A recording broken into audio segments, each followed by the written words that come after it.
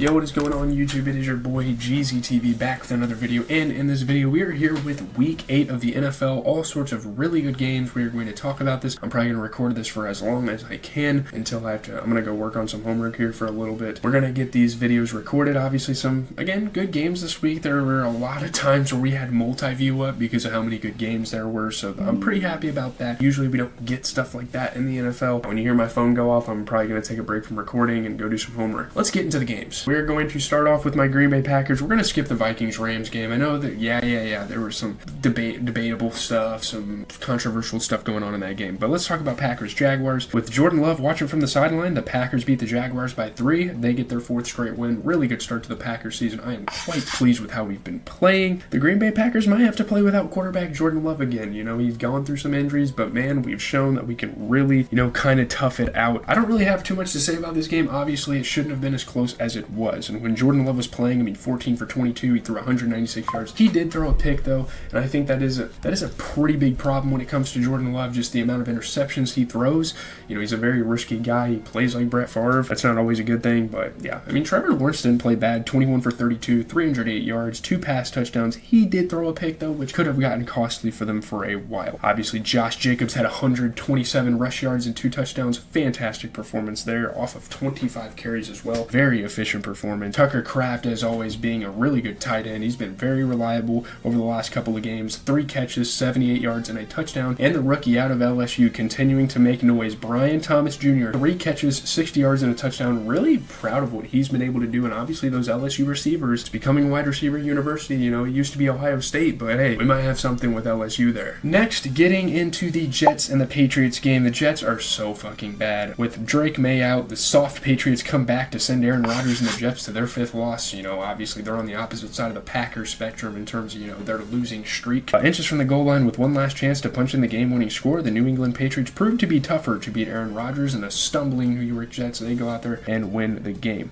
Complimentary football, obviously. Gerard Mayo was talking about it. I think he is the coach of their team. Honestly, you're surprised to hear Drake May needed to go to the medical tent after that play, but they fought through it. They used Jacoby Brissett, and man, what a drive he had. Who knows where the Jets' problem starts with? Maybe it's their owner, maybe it's their management. They have all sorts of stuff they need to fix with that franchise. But just going over some performances, Aaron Rodgers really didn't play that bad. 17 for 28, 233 yards, and 2 touchdowns. Jacoby Brissett threw 15 for 24, and you get 2 rushing touchdowns for Ramondre Stevenson, as well as a 16-carry, 80-yard game for Breece Hall. Garrett Wilson had 5 catches, 113 yards. He's obviously a huge target despite them having Devontae Adams. I don't think that really matters at this point. And then you have Boutte, 3 catches for 46 yards. He's actually had a couple of good games for the Patriots. So shout out to the Patriots. They get their 2nd win of the season and against a pretty decent opponent, I guess. Next up, let's go Falcons and Buccaneers, who literally just played like 2-3 weeks ago. I don't know what the hell is going on with the schedule, but Kirk Cousins throws for 276 yards and 4 touchdowns. Once again, plays absolutely phenomenal against the Buccaneers. Falcons beat the Bucs by 5. They take control of the NFC South. Obviously a pretty good start to the season for the Atlanta Falcons, especially for kind of getting used to that new quarterback and that role. Atlanta's still working on not being the same old Falcons. They're getting there. They're winning games. They're piling some stuff together. Really good stuff there. Again, not much to talk about these games. A lot of the time, I like doing sports recaps and stuff, and I like talking about the NFL and the NBA games and whatnot. I don't know. I don't really know what to say right now. Sometimes I don't pay attention to the game, so I don't have much to say, but Kirk Cousins, magnificent performance. 23 for 29, 276 yards, 4 passing touchdowns, and you get obviously a Baker Mayfield game where he threw 37 for 50, 3 touchdowns. He did throw 2 interceptions, though. Not great from any of the running backs. Kyle Pitts had a breakout game for the season. 4 catches, 91 yards, 2 touchdowns, while Cade Otton himself got 2 touchdowns. So it was National Tight End Day, and obviously teams like to bring out the tight ends and let them have their day, so that's pretty fun as well. Next up, getting into the Cardinals and the Dolphins game. Kyler Murray rallies the Cardinals to a 1-point win over the Dolphins in the Tua Tagovailoa return. That's obviously a huge deal for the Dolphins. You love to see Tua back because maybe now they can make a turnaround, but still, they fall to a pretty bad team, so I don't know what they're going to do next. Kyler Murray never lost confidence, even with the Arizona Cardinals down by 2 scores in the 4th quarter. He knew he was capable of making the plays his team needed. Obviously, all the memes, all that stuff have kind of invaded the feed for Kyler Murray, so for him to come out and kind of battle that, come out and win a football game like this, it's great. You know, at this point, the Dolphins are going to get to a point where I think they might have to start benching Tua and think of the plans for next year. Maybe even tank for a fucking draft pick. Because, I don't know, it's not that Tua is bad. I mean, the dude went out there, threw 28 for 38 and had a touchdown. It's just 5 losses this early in the season. That's going to be hard to come back from. But Kyler Murray, insane performance, 26 for 36, 307 yards, 2 passing touchdowns. You get a rush touchdown for James Conner, and you get 10 carries for 97 yards for Devin Achane. And obviously Tyreek Hill played solid in the return of Tua. He had 6 catches for 72, and my fucking goodness, Trey McBride damn near being an MVP for this squad as of late. 9 catches and 124 yards. Man, oh man, we still have a handful of games to talk about as we get to the Ravens and the Browns, a divisional rivalry. Jameis Winston throws 3 touchdown passes. The Browns stun Lamar Jackson and the Ravens by 5. They end their 5-game losing streak. Obviously, they've had their troubles over the last 5-6 games, and they come out and win. That is obviously huge. You can see the frustration from Lamar and the Ravens. This is just not a game they wanted to lose, but hey, this is a game where you can really celebrate Jameis Winston as a football player. Because, man, he hasn't had the most illustrious career, but he can get it done. During an impassioned pregame speech, Jameis Winston asked his Browns teammates to believe they did, and they went out and won the fucking football game. So that's incredible. Obviously, you know, Lamar Jackson, despite a loss, still played pretty good. I mean, 23 for 38, 289 yards. He threw for 2 touchdowns. But Jameis Winston, holy fucking shit, 27 for 41, 334 yards, 3 touchdowns. I don't know what's been going on, but Lamar Jackson has gotten himself stuck in some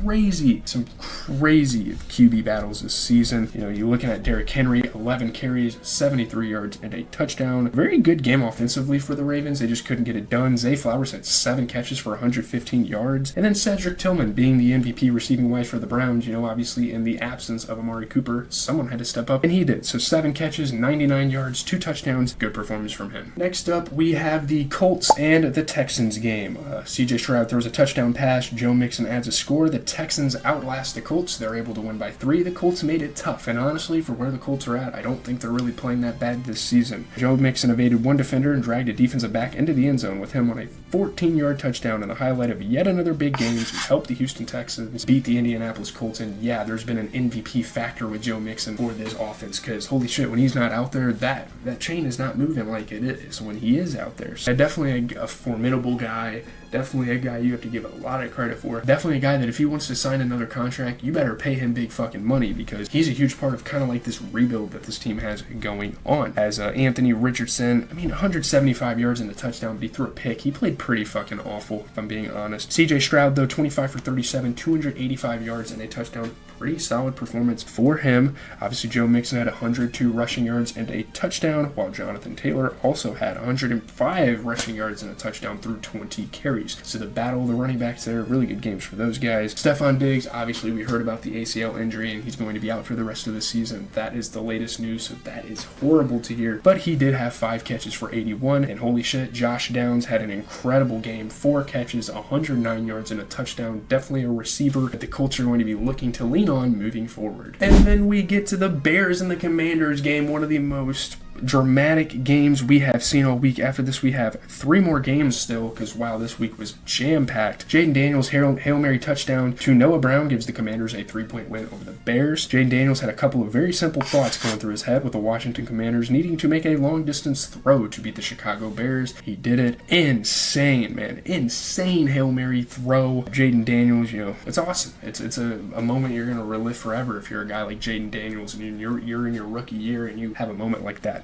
It's great. Very tough way to lose, obviously. And the Bears have had a lot of tough finishes over the last, couple of seasons even. So it's obviously tough to see. Matt Eberflus didn't like to see it. Obviously the whole thing with Stevenson, but at the end of the day, that's a very lucky play. But looking at things, Caleb Williams had 131 pass yards, but that's really about it for him. Jaden Daniels, holy shit, he's been lighting it up this season. 21 for 38, 326 yards, and a passing touchdown. You get DeAndre Swift being a fucking beast for the Bears, though. 18 carries, 129 yards, and a touchdown. And even Rome Odunze going out there getting 3 catches for 41, having some solid receptions for the Bears in that game. Scary Terry frickin' McLaurin, 5 catches, 125 yards. Again, proving he is one of the most elite receivers in the fucking NFL. Holy shit, that guy's a dog.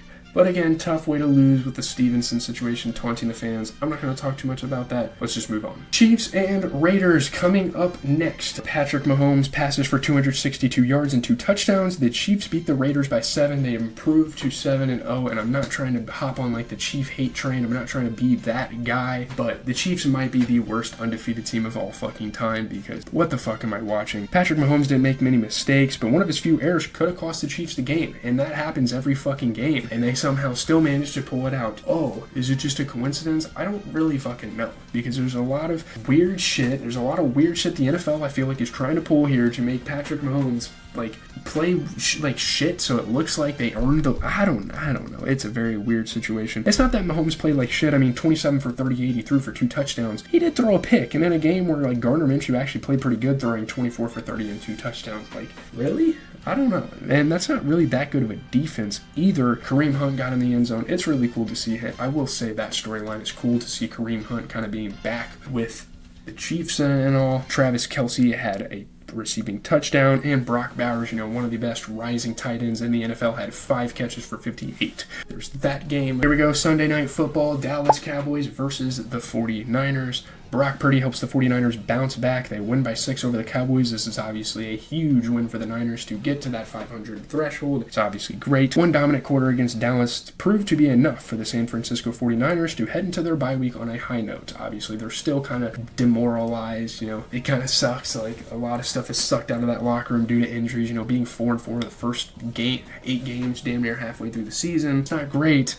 Brock Purdy finds Kittle open for a score. Very good game for Brock Purdy. Very good game for George Kittle. Like, Brock Purdy running it himself, kind of improvising. Obviously, the Niners and the Cowboys, we know that's a rivalry, so it's going to get pretty fucking intense somewhere in there. And the Cowboys turn it over late after a no call on 4th down. A lot of stuff kind of crumbles down for the Cowboys, and we've kind of seen that happen for them all season long. Obviously, CeeDee Lamb was trying his best, and Dak was kind of forcing him the ball, but that's also what kind of like loses them games. Dak's like, oh, fuck it, CeeDee Lamb down there somewhere. Let's just throw him the ball. Looking at the stats, Dak Prescott, 25 for 38. He threw for 2 touchdowns, but he also threw for 2 picks. Very efficient game for Brock Purdy off of 18 for 26 passing, 260 yards, and a touchdown. You see Ezekiel Elliott getting the end zone. Garendo, I don't know where the hell San Francisco finds these running backs, but the man had 14 carries, 85 yards, and a fucking touchdown. I believe that's like their 4th or 5th string running back. That's kind of insane. George Kittle, again, National Tight End Day, had to have himself a day. 6 catches, 128 yards, and a touchdown. And CeeDee Lamb went for 13 catches, 146 yards, and 2 touchdowns. A phenomenal performance for him in fantasy. Last game we are going to talk about is obviously the Monday night game between the Giants and the Steelers. Giants actually put up somewhat of a fight. Calvin Austin III scores twice. The Steelers hold off the Giants. They win by 8. Another tough loss for the Giants. Pittsburgh Steelers coach Mike Tomlin pulled Calvin Austin III aside before the undersized wide receiver took the field for a punt return in the 3rd quarter of a somewhat lifeless game against the New York Giants. He made the play of his career, took the punt return 73 yards to the house. Absolutely phenomenal. That is something you love to see, especially out of like a practice squad type of player like that guy. Bishop had an interception for the Steelers. Obviously, Daniel Jones, just trying to go down the field on a game-winning drive. It's never really good news now, is it? TJ Watt forced a fumble from Daniel Jones and recovered it. Again, Daniel Jones just having a tough season. Not really much you can do. The Giants tried some stupid ass formation as well, so it could be a play call thing. It's almost comical how the fuck they lose games sometimes. Tyrone Tracy Jr., though, he had a good game. I guess that's really a positive. It's really the only positive for the New York Giants here in some of these games. Daniel Jones threw 24 for 38. He threw for 264 yards, but he had that stupid interception at the end of the game. And man, oh man, Russell Wilson gets his time to shine in Pittsburgh, and he throws 20 for 28, 278 yards, and a touchdown. Najee Harris had 19 carries for 114. And man, oh man, this Tyrone Tracy guy might be him. I don't know. 20 carries, 145 yards, and a touchdown. Darius Slayton had 4 catches, 108 yards. Good game for him as well. And George Pickens had 4 catches for 74. So that's going to do it for the games. Yeah, again, like I said before, that is going to do it for the games. I'm not sure when this video is going to come out to you guys. I still have to do my homework for the evening. So we will see kind of what happens. I don't know how long I'm going to be doing homework. I don't know. I'm going to be going out to like a building on campus and doing it with someone. So we'll see how that happens. Obviously, you guys have been seeing the NBA recaps. We're going to keep those videos up every single night if there are good games. Obviously, if none of the games that are on are good, we're probably not going to talk about them, but we're going to still try to do probably about 3 to 4 videos a week. That's kind of my goal. I'm not sure how we're going to meet that in certain aspects because holy shit, school is slaughtering me right now, and next semester might be the same way. Honestly, I don't know if it's going to really change much. I have one less class next semester, but I don't know. Hopefully you guys have been enjoying the NFL recaps. I try to get these out every single week. These are kind of the mandatory videos for me. These are the ones I feel like we have to get done, and we try. Yeah, I'm probably going to go work on some homework for a little bit, maybe work on some movie review stuff. Peace out.